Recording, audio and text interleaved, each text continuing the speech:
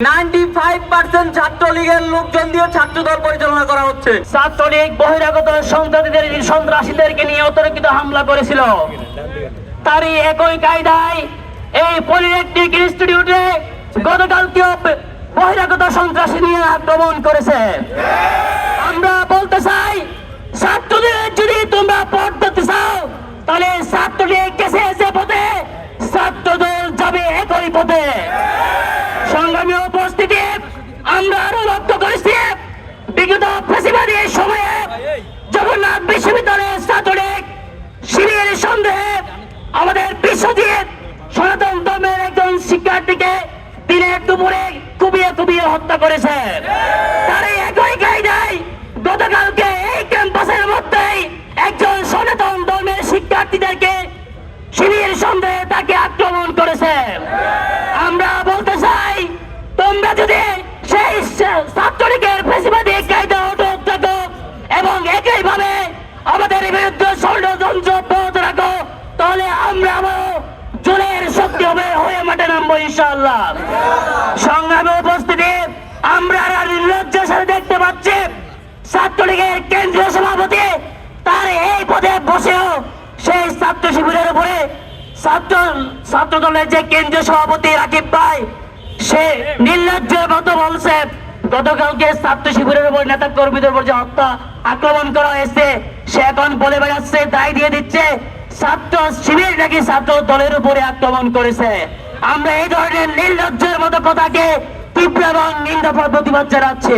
তারা বিশেষ করে ক্যাম্পাসে হলের মধ্যে যাচ্ছিল, তখন কিছু সন্ত্রাসীরা, ছাত্রদলের সন্ত্রাসীরা আমাদের ভাইদের উপর আক্রমণ করেছে।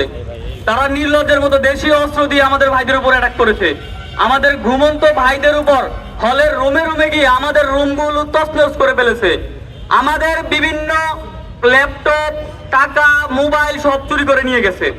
এই সকল চোর সন্ত্রাসীদেরকে আমরা বলে দিতে চাই, আপনারা যদি আপনাদের এই নির্লজ্জ এবং বেহায়াপনা চালু রাখেন, তাহলে এই ঢাকা পলিটেকনিকের সকল জেনারেল স্টুডেন্টদের নিয়ে আমরা আপনাদের প্রতিরোধ গড়ে তুলবো ইনশাআল্লাহ।